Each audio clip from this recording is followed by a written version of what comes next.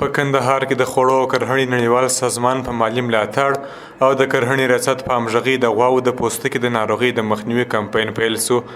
د دغه ریاست د حیواني روغتیا مدیر ډاکټر محمد فهیم عتیق وايي د دغه کمپاین پر مهال به د ښار په 15 ناحیو او 10 ولسوالیو کې 55,000 غواوې د لمپاسکین له واکسین څخه برخمنې شي.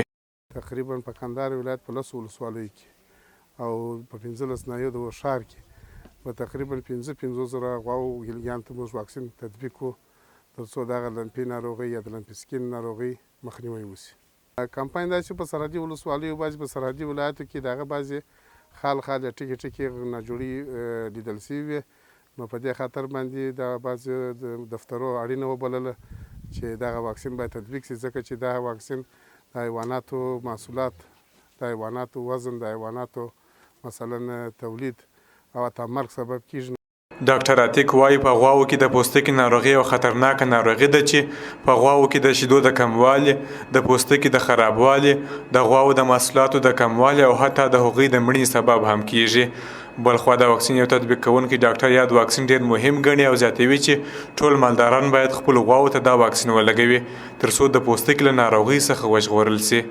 کور په کور، کلی په کلی، بنډه په بنډه ورځي، دا خپل غواګانې باید ټول واکسین کړي تر څو دوی د دې غواګانې د مرضو څخه خلاص شي او دوی ته مالي تاوان ونه رسېږي. ډېرو په تېرو وختو کې دغسې مرضي څخه یوازې د دې نه د نورو امراض څخه هم مړې شوي. موږ نور واکسینان ته هم د زراعت مالدارۍ د ریاست خوا څخه په پلان شوي وي د مؤسساتو په مرسته په همکارۍ سره هغه مالداران انشاءالله الرحمن په دې جریان باندې خبر دي.